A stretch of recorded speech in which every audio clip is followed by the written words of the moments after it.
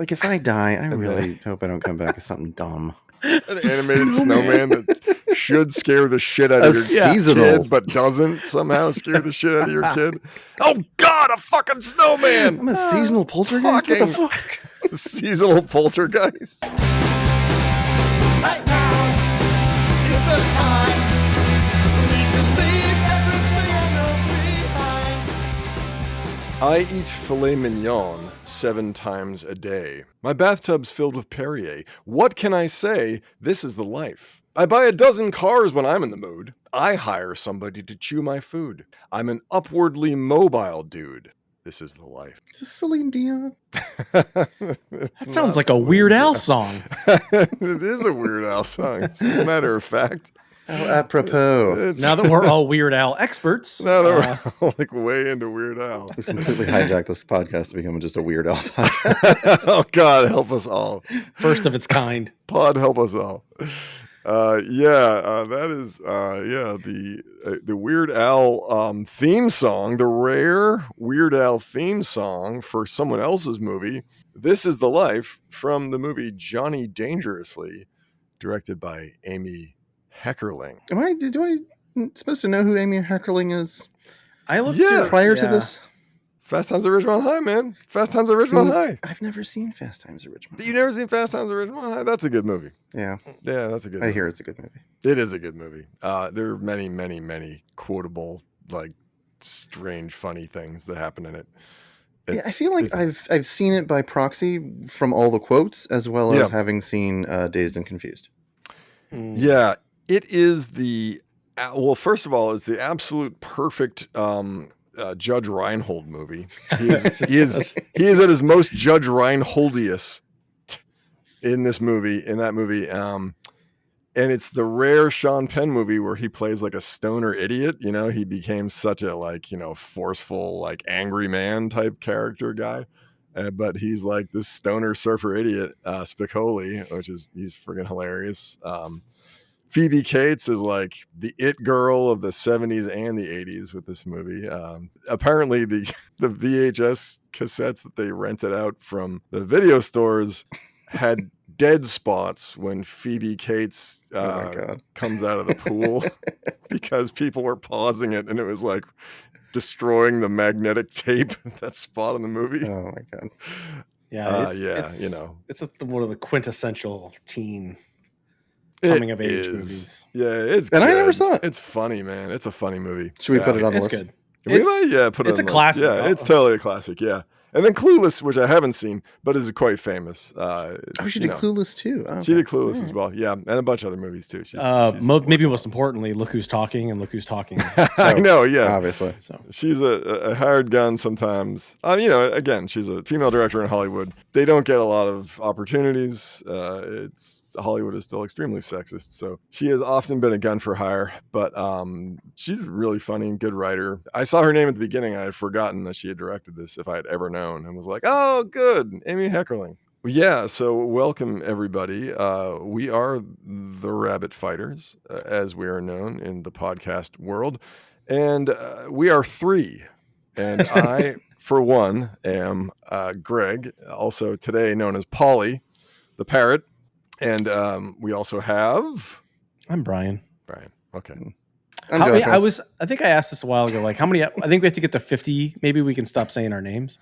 We're close, right? I like saying our names. Oh, really? Okay. Yeah. Our third wheel here is Joshua. Yeah. Also known as essentially the host for 40 plus episodes before this one. Yeah, but exactly. He has decided to hand over the reins to us and let the inmates run the asylum for them. It's a new dawn. Come on. We'll fucking begin here. Let's do it. All right, here we go. This is the intro. Calling all cars. The Rabbit Fighters are on the lookout for director Amy Heckerling of Fast Times at Ridgemont High and Clueless fame. She is wanted for making the parody crime drama Johnny Dangerously, a 1930s gangster film wrapped in layers of jokes like shelf paper covering a getaway car.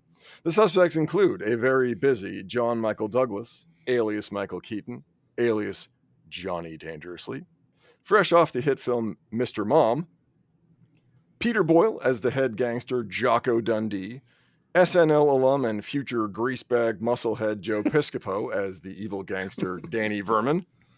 Marilu Henner of Taxi fame as torch singer and sexy redhead Lil Sheridan. Griffin Dunne as Johnny's weasel-faced chode little brother Tommy Kelly as the district attorney and the only man on planet Earth who does not know that Johnny Dangerously is actually his own damn brother, Johnny Kelly. Also along for the ride are Maureen Stapleton as the foul-mouthed Irish mom, Ma Kelly, Dom DeLuise as a sidewalk pope, Danny DeVito as a corrupt DA who loves smoking jackets and Schlitz malt liquor, and for absolutely no reason, former Chicago Bears linebacker Dick Butkus as the guy with 9 lines who drives Jocko Dundee's car. So, what the hell? Rabbit fighters. Is this flick worthy or does it get the chair? Let's talk about it. Well, first of all, I had forgotten this movie existed entirely. Like I had never seen it, but I was aware of it because throughout the 90s on Comedy Central, there were promos for this constantly. Oh, really? Like this movie was in constant rotation. I didn't have Comedy Central. And I never saw it, but it was just like constantly on, like, go Johnny Dangerously tonight at 8:00 p.m. Yeah. Never heard of it, which is strange. That's interesting. I mean, especially because I like Michael Keaton. I've probably seen a good chunk of his movies, even from the 80s, but I don't know why. I mean, granted, I was 2 years old when this came out, but I was, but like, to Josh's point, I never saw anything on like Comedy Central about this. And one, did you purposefully watch this? Did you seek this out? And why did you think we should see it? Yeah, this is one of those ones like The Incredible Mr. Limpet, where I saw it. This one I saw in middle school with my friend Bill Heilman, and his mom took us into Boston because his parents were divorced, and so she would try to do like, you know, like when parents get divorced, they try to do like, they're like stunt parents where they're just like, we're going to do all kinds of stuff. I'm going to be the fun parent. Go to a restaurant. We're going to go to a movie. I'm going to buy your the kids gusto. Bag of cotton candy. You're gonna go to a comic book store. You know, like it's a nonstop thrill ride. You want to come back to mom's house. And so we went to Boston and we saw this in the movie theater. And I remember just thinking it's the funniest damn movie. We laughed our asses off. Thought it was great. And I came back and told my parents, like, we saw this movie, Johnny Dangerously. You got to see this movie. And you know, they were skeptical, but they watched it and they were like, it was hilarious. We love Johnny Dangerously. So like, and we always did the jokes from this movie, like, you fartigan sneaky bastard, you know, this club is too fartigan small. Knock down that wall, knock down that wall, and knock down that fartigan wall. You know, like we had all these like jokes in our family for many years. It's funny because in addition to like having seen the promos but never seen the movie, there are several jokes that I'm aware of through retellings from other people. Oh, really? Yeah. That I'm now putting together. Like, it's from this movie. Like that's like what that reference. Fargan Ice Hole is one of them. Yeah. And then the Joe Piscopo's recurring joke about something. My mom did something to me once, hook, Johnny. Yeah, that was once. Like those are the two that stand out. That I was like, I've definitely heard people tell those jokes, and now I know where they came from.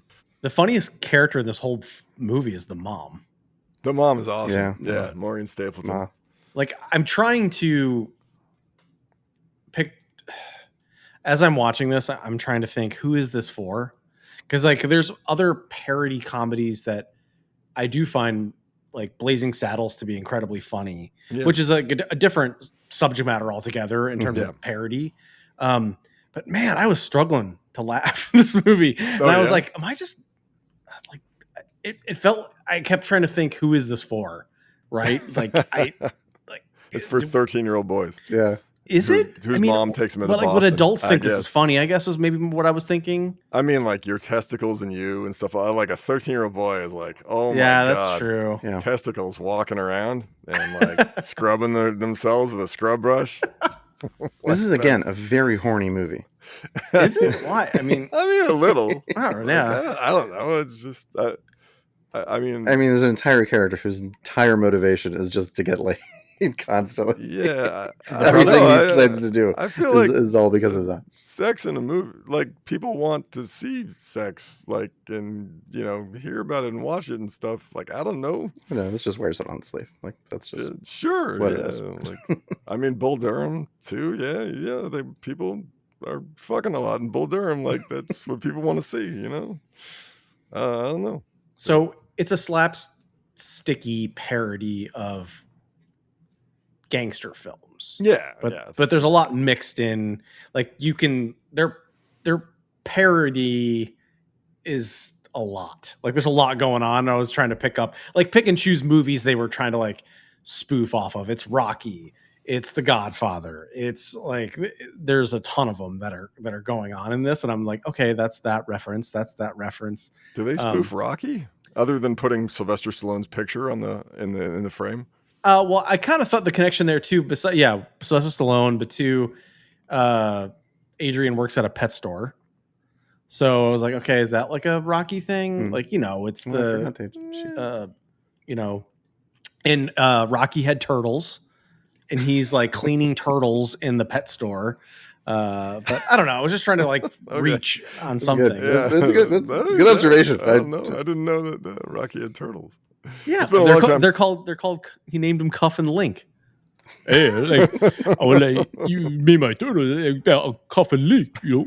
What's that?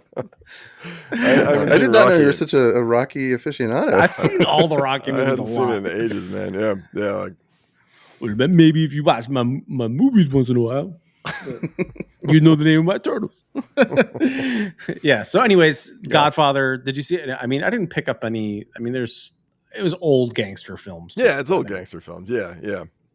And like looking back at it, what I appreciate about it is like my big problem with parody movies is when they just like do a note for note, shot for shot, like remake of an actual movie that everyone knows, like The Godfather or or Rambo or something, and like they just make a dumbass version of the exact same shit that happens, or it's like it's the same exact shit, but like someone falls over and you're like, okay, I guess that's imaginative in some way, but not really. I feel like all parody is lazy to a certain. I mean, yeah, they're just trotting out like tropes and cliches from other movies and trying to make it funny. So having rewatched this as an adult, did you think it was as funny as you did when you were 13? I didn't think it was as funny as I did when I was 13. But it is one of those movies that I did find that I have affection for from having that early connection with it. You know what I mean? Like, I don't know if you showed me this movie today, if I'd be like, oh, it's funny. But like coming back to all this stuff that I remembered, I was like, oh yeah, the sneaky bastard. And like, I've done a bunch of these lines, kind of all my life, like variations of them anyway, where, one of my favorite lines is when he hands his mom a present, like young Johnny, hands his mom a present. She's all overworked and stuff, and she unwraps the newspaper and it's an ashtray. She says, "Bless the saints, it's an ashtray. I've been thinking of taking up smoking, and this clinches it." I fucking love that line. So the mom's really funny. There are a lot of lines, and like even the smaller characters, I like the other Irish maid. He's like, "What's your name?" And she's like, "Mary Margaret Catherine Deneen. What's it to you?" I don't know. I just like those like ridiculous characters. They make me laugh. So like this is definitely one of those movies where I still have affection for it because I started out with affection for it. Yeah. But at the center of this movie is a really like fun, entertaining performance by Michael Keaton. Like he's really good. He's like zippy. He nails like the way people talk, the way people move back then. He definitely like gets the style. He nails the style without like overdoing it and without dropping into like cheap parody and stuff like that. He definitely takes it up a notch. Like almost any other actor in this. I don't think it would have worked. But yeah. And he's like, good to cast him. He's like a fairly average looking guy, but like he carries himself in a way that you believe, ladies would fall for him and stuff like that. Like he's just very confident, Brian, you did zooming face, and I'm assuming you weren't just doing that to try the technology out again. You don't think he was good, right? I counted the number of times I chuckled in this, which was probably like 3 or 4. And it's usually because like the mom pulls out a dildo or something. And you're just like, what the fuck? Like, and what are they Irish? Like, it doesn't make any sense. Like, Why are they Irish? Oh, because everyone was Irish back then. I thought it was supposed to be about Italian Americans, and he's Irish. The mom's Irish. No, there were lots of Irish gangsters. Yeah, like I know there's Irish gangsters, but I thought the whole thing was that they were Italian. No, I mean, like Jocko Dundee isn't even Italian. He's Irish. They're the Irish mob versus the Italian mob. So like the Roma Moroni is the Italian mob. Jocko Dundee is like the Irish mob, and that's why they're fighting each other. There's just like 2 immigrant groups that have all descended upon New York at the same time, and they're fighting. And I didn't even like. It went over my Fargan head. The immigrant angle, because they were just all so mixed up. It was just Okay, everybody's on everybody's side. So yeah, it's super overacted or poorly acted. I don't know which one it is, but Michael Keaton kind of just keeps the thing moving. But I was very happy when it was only 90 minutes. It was something that I don't think I would have kept on had it popped up on my TV. I'd be like, okay, this is pretty painful. But it's also because it feels dated. It's super dated. It's early 80s. The comedy to me is slapstick parody without any bite to it. It's jokes like Fargan Ice Hole. Like that's, and like, what is it? Shelf paper. Like that's not funny. I don't know. Shelf paper? Which one was that? With a car, making a joke about the getaway car and layers of shelf paper that they keep peeling off. The one part I did think, like, he comes out of the bathroom and he's holding the handle. And he's like, "Oh, my dork!" Yeah, just like that's kind of funny, but also my dork in my hand. It's so stupid. I don't know. I was trying. I'm super happy that Greg, you told like the backstory that you connected with this when you were in middle school. Because that helps me definitely like put it in context, because I missed out on this, and I can see the very real connections to Airplane and like Kentucky Fried Movie and like Top Secret, like all those I love period I saw that one. Centric parodies that are like they're going after a certain genre, and then everything's just going to be like shotgun blast to the face of just like different jokes, and some are going to stick and some are not going to stick. And so I feel like if I had been a teenage boy when this came out, then it might have stuck, and I might have the same sort of feelings that you have for it, Greg. But seeing it for the first time as an adult, to Brian's point, I counted how many times I laughed, and it was once. And that's not even making fun of the once joke that Piscopo does. No, yeah. The one joke that I honestly like, I laughed out loud at, because I thought, I was like, that was actually a really funny joke, was when the lady like calls him out on his last name. She's like, your last name's an adverb, right? I don't know why. That just killed me. Like, adverbs. I like that. I just felt like that was an incredibly witty joke.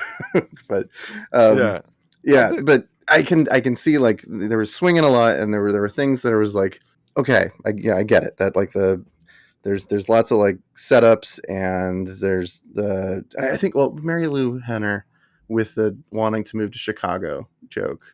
That was funny. I was going to say that. Yeah, that was actually really funny. That was more of a chuckle. I feel like there are a few jokes in this that are sprinkled in there like a cut above, you know, the average shit, like, yeah, I love that line when they're walking through the city. She's like, and that's why I decided to move from Pittsburgh here to Chicago. And he's like, well, we're in New York. You're kidding me. It's like, that joke doesn't need to be in there at all, but like, they just stuck it in there, and I was like, "That's funny, man." It was pretty solid. That's like unexpected and funny shit, Yeah. So, I mean, too, I think I agree with most of Brian's points. It does feel very dated. I know it's supposed to be a period piece, but all the sets, they feel like a set, like very, very cheap, and like you're looking at a set that's not a real street. It's a back lot in Los Angeles, most likely. Oh yeah, but I mean, there's tons of movies like none that. None of this is supposed to fool you. Yeah, it's all just like. But I mean, to that like point, like there are like parodies out there that, like Top Secret, where it's like it's filmed in Germany for the most part, and so it feels a little bit more lived in and real. But No, I mean Michael Keaton was good. The cast is really good. Like the names in here are crazy. It's such like a high caliber cast. And Danny DeVito is Danny DeVito. Like Danny DeVito's not terrible in anything he's done. No. So I feel like it had a lot going for it, and so I felt just disappointed when I got to the end, and I was like, I don't know what this was. I think I just like I feel like I was walked into a party I wasn't invited to. I was like, I don't know what's going on here. But it's I mean I'm glad to have put the pieces together that there are all these references that are happening throughout my life that I didn't know were from this movie. I think Marilu Henner is really good. She does the torch singer, like, you know, sort of flapper girl really well. Peter Boyle's funny. I always think Peter Boyle's funny, except Everybody Loves Raymond, where I just hate that show. Yeah, like, and then there are a bunch of side characters. Like, I've never liked Griffin Dunne. You know, which one's Griffin Dunne? He's the brother, Tommy. Oh, okay. Yeah, he was like an American Werewolf in London and a couple other movies. Oh, that's right. That's right. I'm from. Yeah, he's just Weasley. What about just kind of Joe want to Piscopo? slap him a little bit. Joe Piscopo is an SNL guy. And but he's like famous for his career kind of fizzling. Yeah, well, right? because he literally chose to become a fucking bodybuilder. Like he was a scrawny comedian, totally, and he was like, you know what I'm gonna do? I'm gonna stop being funny and just like lift weights like a fucking maniac and like oil myself up and, you know, enter competitions for strong men. You're like, what? Did he? Did you get hit in the head with a fucking hammer or something? Like, did they hang you on one too many hooks and slam the door, as your father once did? Once. Yeah, he's a fairly detestable character in this, but he's like funny. That's another one of the lines we used to do. You know, where he's like, these are a few of my favorite things. When he pulls out the gun, the really long gun for the first time, and he's like, "It's my favorite gun." 1.5 feet. The bullets go through schools. Like I was like, "That's a fucking edgy joke for 1984 or 6." Well, that was before all the school shootings. I know. I was like, "What?" That's a very interesting joke. Yeah. But the whole time I was like watching Joe Piscopo, and I was like, I need to find out more about this guy because I'm just aware of like his legend that he was like a huge SNL hopeful, and I've seen him in like 2 things, now 3 with this. Yeah. But what happened to him? Why did he not go anywhere? So I guess that makes sense that he just. I never even thought he was that funny in SNL. I never really saw him on SNL. This is like one of the only things I know him from. Like, he used to do the Frank Sinatra bit. Like, Sinatra. Roger Ebert referred to him as like one of the most gifted mimics of our time. Oh my God. Yeah. I mean, I think like there is talent in a mimic. You know, like you got to have talent of a kind to imitate other people. But again, like a lot of people, like a Frank Sinatra impression, like that's not fucking original. You know, like it's like, I do a Jack Nicholson too. Like, oh, do you? Wow, a Jack, and then you know, like how refreshing. There's like 7, you know, Jimmy Stewart. Do you do that? Oh wow, you know, like, there's like 7 or 8. Michael Keaton. Yeah, exactly. Yeah. That would be impressive. I've never heard anyone do a Michael Keaton impression. I think the most impressed I've ever been was I saw Jay Farrow do Denzel Washington, and I was like, I would never, ever dare to do a Denzel Washington impression. I mean, obviously I wouldn't, but like, I just wouldn't even think anyone would think to do a Denzel Washington impression. And I was like, ooh, he kind of fucking nails it. Like, I kind of appreciate the ones where they come out of left field and you're like, you did Ira Glass from This American Life? Okay. You did Al Pacino or Robert De Niro? Yeah, right, exactly. You know, Sylvester Stallone, Arnold Schwarzenegger, obviously. But my Sly was good. It was good. It was good. It was pretty good. Yeah. Okay. Pat on the back. Yeah, that was good. Yeah. It's not as good as our Schwarzenegger impressions, but yeah, I don't know. I like a lot of the people's performances in this. You know, I think they do well. There's just some weird shit that comes out. Like he's walking on the sidewalk and like Dom DeLuise is on the sidewalk for some reason. You're Dom like, DeLuise was in everything during that period of time though. It was like part of this movie is like the Hollywood squares of like, you know, movie-dom, where you're just like, why is Danny DeVito the DA? I don't know. Why is Dom DeLuise on the sidewalk dressed as the Pope? I don't know. Why is Dick Butkus, Chicago Bears linebacker, driving Jocko Dundee's car? I don't fucking know. He's in like beer ads. Why is Mr. Hand from Fast Time selling papers? Was that Mr. Hand? Yeah. Okay. Yeah. Ray Walston. I'm blind. My No, favorite I'm Martian. deaf. No, Yeah. I'm blind. No, Oh, that was- yeah. He plays Popeye's dad in Popeye. Oh, okay. Robin Williams. That's Sorry. another thing. That's That's where I another got thing from. people we used to joke about too. They're like, I can see, but I can't hear. That was like an old one that we used to laugh about. Yeah, there's a lot of that is a fantastic way to put it. This whole movie is like the Hollywood Squares of parody movies. Like there's like random C-list celebrity / comedians sprinkled throughout this whole movie. But then Maureen Stapleton's like a legit actor. I mean, Danny DeVito. She had stuff, but she had like a huge career leading up to this. She did everything. I think from like the 40s, like totally, way back, And I love the beginning of the movie where they just pan across the street and they go to her face and she just says, "The Lower East Side, this really sucks." And just walks off. I'm like, that's a good line. There was a really as I was going through it, I noticed a pattern. There's the Batman connection to this is pretty crazy. Marilu Henner and Joe Piscopo both independently did voices for Batman the Animated Series in the early 90s and late 80s. The Mark Hamill one where Mark Hamill was the Joker? This was like the Dark Knight one where it looked all 20. Yeah, I think maybe Mark Hamill did do the Joker in those. That's the in famous ones. one where the Mark Hamill's the Joker. And they all have like a rebooted 1920s his career. Vibe to it.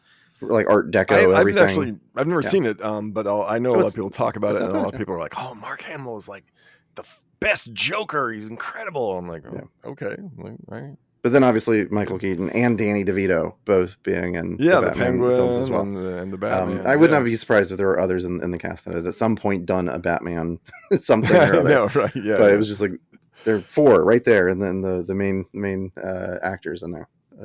All connected to Batman. I think Dick Butkus was the Riddler. That would make sense. just riddle me this. I need a Dick Butkus impression. That would be impressive, right? Yeah. Nobody would get it. You're just walking around Chicago. Exactly. People just think you're just from Chicago. Like, no, that's my Dick Butkus. But yeah, like in terms of, because you guys hated this movie, but in terms of stuff that I didn't like, I still can't get around Griffin Dunne. I just don't like him. He's kind of funny sometimes in this a little bit, but I kind of want to slap him and stuff. He is very weaselly. I think the worst thing in the movie is when Johnny's brother finally gets married and then they run into the broom closet to have sex. And he hears that Johnny Dangerously is his brother, and he leaves. And then, like, for some reason, an old black janitor is like whistling Dixie or something and fucking walks in, and he's like, "Oh my god!" And I was like, "What the fuck?" Yeah, that was wow. Forgot also, that one. When Danny DeVito was about to get killed, they made him gay for a minute. They made him gay. Yeah, for no reason. For the whole thing, he was gay. Which meant he had to die in the 1980s, right? Like, I remember that though, because I remember watching it and being like, "This is uncomfortable." And then like Ma Kelly takes a booze out of something for Tommy's graduation or something like that, and he's like, "Mom," and she's like, "Oh, don't be a F-word choir boy." And I was like, "Yeah." She has some funny, like, just one line. I feel like they give her a zinger every once in a while. Yeah. I go both ways or something. I go both ways. I know, that's funny, man. That was pretty funny. I just wanted to tell you, I go both ways. Marilu Henner's like, "Oh, okay." She hands her stuff, and it's like one thing's a vibrator, and then she's pulling shit out of her purse. Yeah, vibrator. There's another one where he comes in as an adult. Johnny comes into his mom's apartment as an adult, and he does the whole like, "Oh, I'm gonna punch you in the face," sluggo thingy. And she falls on the couch, and she's like, she cut to her, and she's like, "I love him, but someday I'm gonna knock him on his ass." I'm like, that's pretty funny. I think when you compare it to other parody movies or troupes that do this, I think it's very bad. I think so, like the Monty Pythons of the world, the National Lampoons, Mel Brooks, like those to me, Airplane, Yeah. those would be a cut far above Mhm. this type of comedy, Yeah, which is why I would asked, certainly who is this agree with for? certainly agree with Monty Python. Yeah. Yeah. And then the National Lampoon, the quality. I think she I mean, went on early to- National Lampoon, Caddyshack, Animal House, like She went on to direct National Lampoon's I was European gonna say Vacation. she did. Amy Heckerling directed European Vacation. So it's funny that you mention it. when I say that, I'm saying writing. I think the writing is sharper Yeah. and funnier and wittier for those individuals. Then it's almost like this is kind of a bootleg version of. It's like the Hot Shots of its time, where you're like, ugh, like. There's better quality parodies. There's Naked Gun, and then there's like, hey, Hot Shots.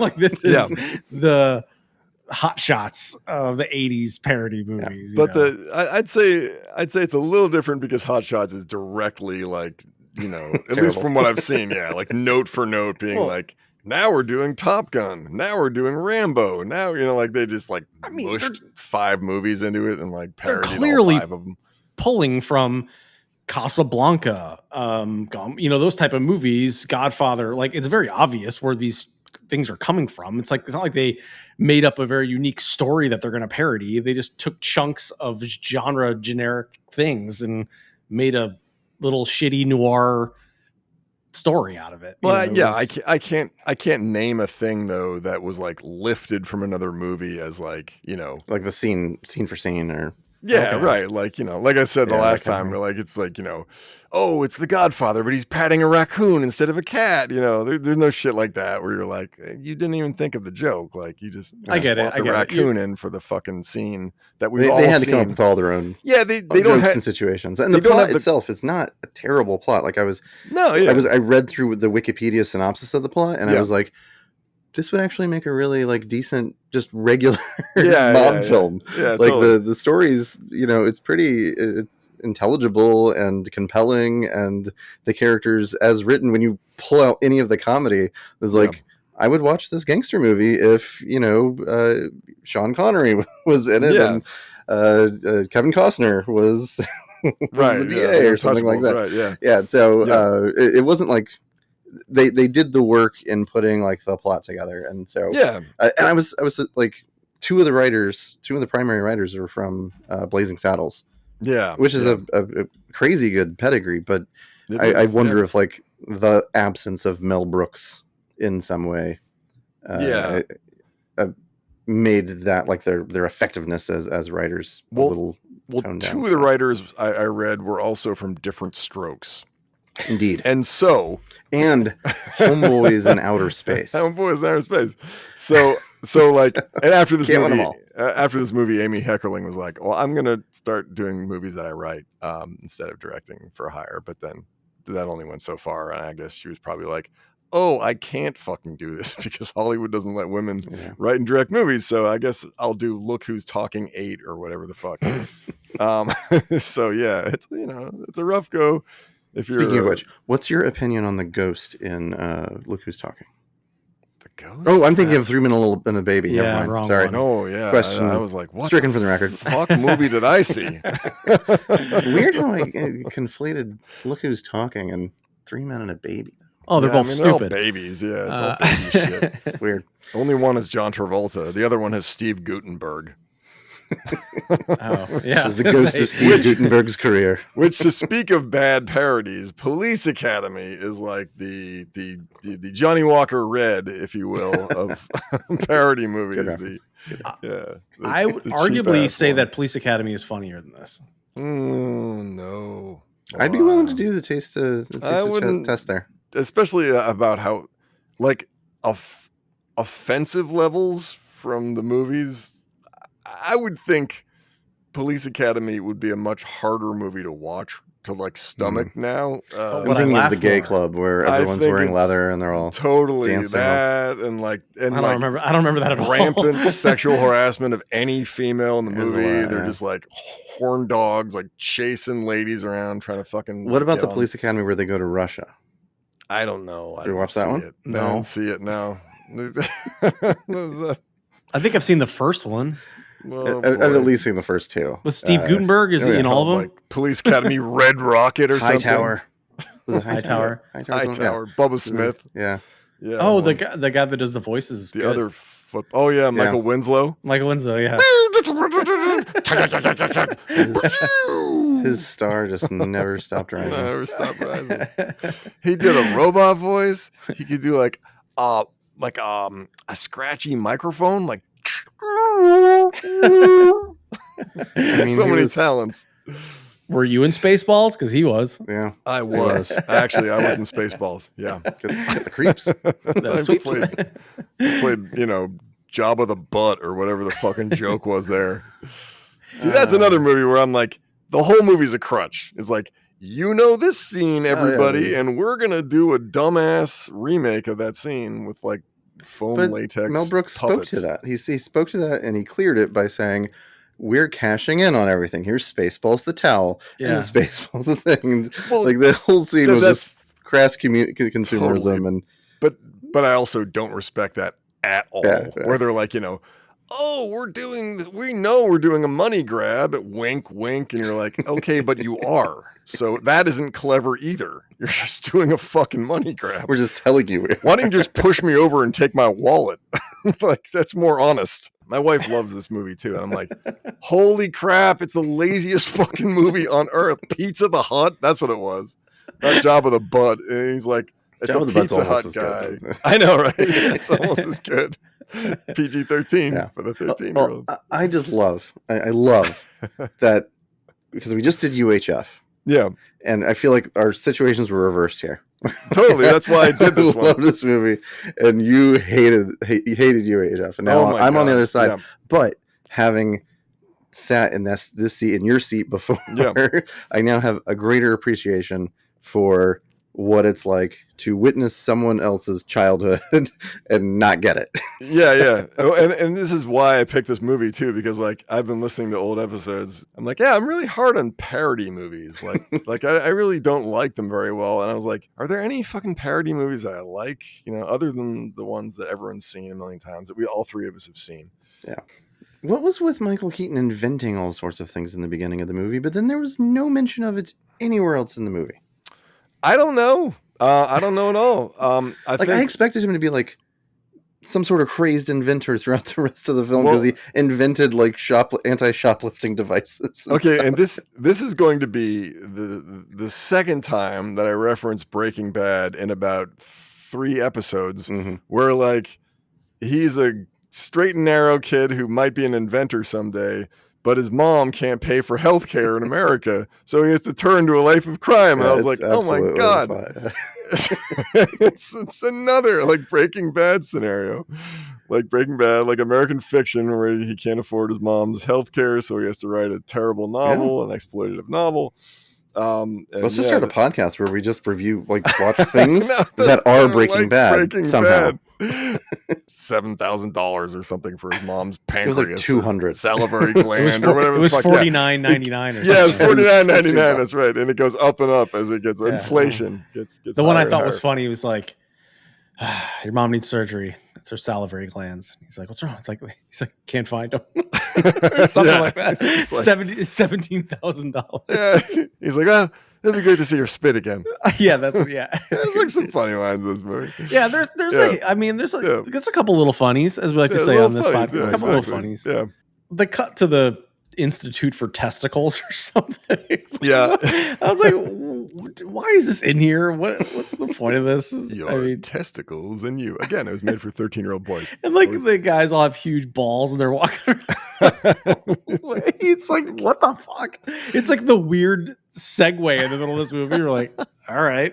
No, I know exactly what mark it is because I hadn't watched it yet. And Joshua messages me and goes, let me know when you get to minute 30. And then the big balls are on the screen. It's that part. I was like, I looked down, it's like minute 30 something. I was like, all right, this is what he's talking about. Yeah. It's pretty neutered, I'd say, the writing on it. But then they throw in like a weird joke for the mom that, you know, was not, but otherwise, like no one dies in it. Like there's no, you know, they shoot people, but Yeah. they just like, oh, you put a hole in my suit, you know, like it's Well, no he one does. really, you know. He actually does die. That's like Well, the I only guy know, who but does it's die a in the whole joke, but movie. Yeah. but like there's no like zoom in on his killing face. and stuff, Yeah, you know, like- it's not, you know, that kind of thing. Even the Danny DeVito is just, it cuts to him being like, oh, and then Yeah, cuts to the but- paper of like, man dies in commercial or something. Yeah, Dia dies in commercial or whatever. It does rely on a lot of physical gags. The mom's doing the laundry, then he gets buried by all the extra laundry. Yeah. There's like I don't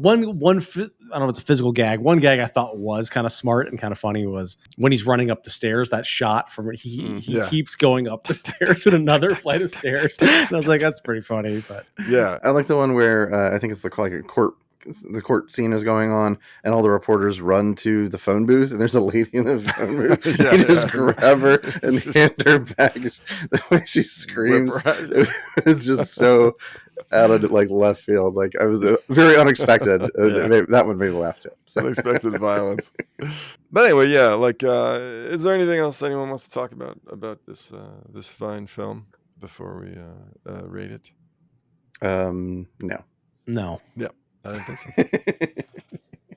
All right, let's rate it. What do you? Who wants to go first? I'll go first. I'm just going a little easier on this movie than initially my gut reaction, because my gut reaction, like when I was done with it, was this was offensively mediocre. And now after like a little bit of time in between it, a little thinking about it, we've been talking about some jokes. I'm like, you know, that was actually a pretty good joke. Yeah. And you know, so I'm gonna give it a C+ because there are some good jokes in there, that really good actors, and I think they just weren't given a whole lot, or they were given something really good, and I'm just not the right age for it, and I just missed that boat, and that's fine. So I'm gonna say a C+. I probably won't watch it again, and I don't know that I'd recommend it to anybody else, but I've enjoyed my time here with you guys today. That's great. All right, so I'm not going to give you a red smoking jacket and a Schlitz now after a Great. review. I'm not going to ask you out on a date. Okay, great. It's agreed. All right, This Brian. is a D. These nuts. These You nuts. can't make that joke every time. Yeah, Because you did it. I literally just edited an episode where I said I gave something a B and you go B's nuts. So you're just using it no matter what. B movie. If I gave it a C, you'd be like, CD's nuts. Like, yeah. I am my own target demographic, Brian. So. Yet you gave this a C+. I'll have what I'm having. D, it's not funny. It's me chuckling once in a while doesn't make it a funny movie. It's just like, oh, you found a little nugget of gold when you're panning through all this shit. The only thing that's semi-redeeming is Michael Keaton, and I love Michael Keaton, and I think he does play the character that he's supposed to be playing. Okay, you know, like that's fine. But as far as like you don't like Maureen Stapleton or Marilu Henner? I mean, they're fine, but like Yeah, I think they do. Joshua put it, it's just like inoffensive. It's not. I would not watch this again. Had I not been given this assignment, I probably would have turned it off after 10 minutes. Just because it's so dated and like it's cheesy. It's a cheesy parody movie with some decent names in it. I feel like the writing is pretty corny. It's pretty neutered, and they the jokes peter out after a while. Like the parody loses steam after about 20 minutes, in my opinion, and you're just stuck for another 70 minutes of like, God damn it, I gotta sit through this. To even do a parody is lazy, in my opinion, unless you do it really well.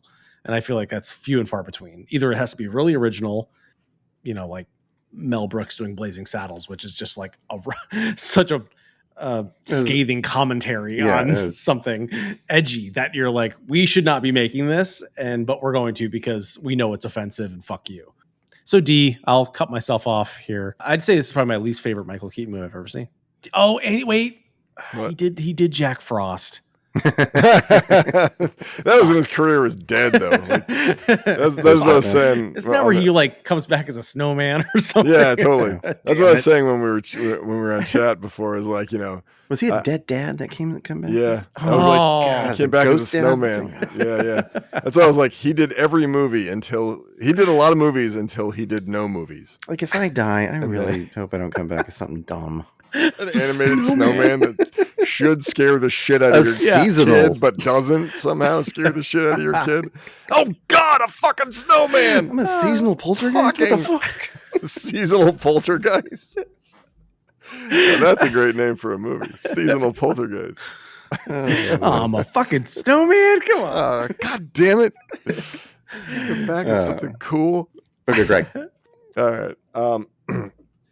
Yeah, for me, I love this movie as a kid, and we quote it all the time, so it definitely has a place in my heart as something we laughed about, and my family did referential bits about it for a long time too. So like, I'll always have Fargan sneaky bastards. This is Fargan war. All the Roman Moroni shit is still funny to me. I like Maureen Stapleton a lot in this movie. I think she's funny a lot. And she plays it super straight too, which is fun. That's how you do it. I think Michael Keaton is very good as a charismatic gangster guy, whether you like the movie or not. At the center of the movie, I think he does a really good job. I like Marilu Henner. I think she does a good job in it. She's, doing the old torch singer thing. She's got good chemistry with Michael Keaton. Peter Boyle does a good job. I think he's pretty funny. Joe Piscopo is kind of funny. Danny DeVito is kind of funny. Like, it's a good bunch of people. It's definitely not as funny as I thought it was when I was a kid. Like you can see some of the, offensive jokes and stuff like that. You're like, oh God, was this fucking joke in the movie when I saw it? Did they insert it later, or I just didn't see this the first time as offensive? But yeah, I still have affection for it for sure. I'm gonna give it a B-. They tried harder than some people do with a parody film. They don't always hit it out of the park, but there's still stuff that makes me laugh in it, and I think the people are good. What are we doing next? Whose pick is it even? It's Brian's pick. Okay. It's my pick. All right. Brian, what the hell are we watching? I for want next to week or watch. listening to? I'm just doing a dramatic pause. I I wanted you forgot. No. I thought you got frozen. I thought you like Mitch McConnell on us. My pick is I thought he went full Senator? I went Senator? full McConnell on that. Senator. Can someone wheel him away? He's still in the shot. Reboot the senator, please. I want to do Raising Arizona. Raising Arizona. Okay. It's the only. Have you not seen it? No. So Josh and I were talking Okay. about this. Because And if you hadn't picked it, I was going to pick it next week. So. Oh, really? We have seen it. Yeah. So I was like, yeah, it's the only Coen Brothers movie I think I've not seen. And I also kind of put Barton Fink in there because I never finished it. oh, man. But I this like one is Barton like Fink. the one I've never even started watching. So Yeah. I kind of vaguely know who's in it, but I don't know anything about the premise or the story or Yeah. anything. So I'm Well, pretty excited to watch Every it. Can't wait for Coen it. Brothers movie has to be about a kidnapping or a bag of money, so it's one of those two. Well, I'm excited for you to be able to see Raising Arizona for the first time. Man, Are you like building it up too much? I mean, I love Coen Brothers movies. no, So I mean, Yeah. legitimately, Raising Arizona is like one of my favorite movies of all Okay. time. Like Mm. every time I watch it, I am like just tuned into it. Is- It is just fantastic. Is Nicolas Cage in that? Isn't He is, in and that? he Okay, is. yeah. Whatever your feelings are about Nicolas Cage, the actor, I think this is like his best role. Yeah. I'm okay with well, early Nicolas Cage. I mean, Yeah. he's good sometimes. Yeah. He's like I think this Keanu is one of those Reeves occasions for where you're me, like, yeah. wow. He's good sometimes. I can't see someone else doing this particular role. I mean, this And- Holly Hunter, John Goodman.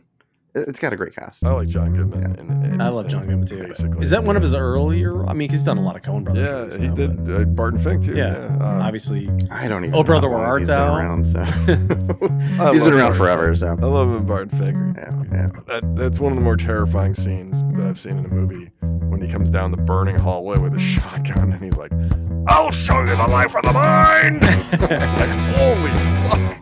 It's evil John Goodman.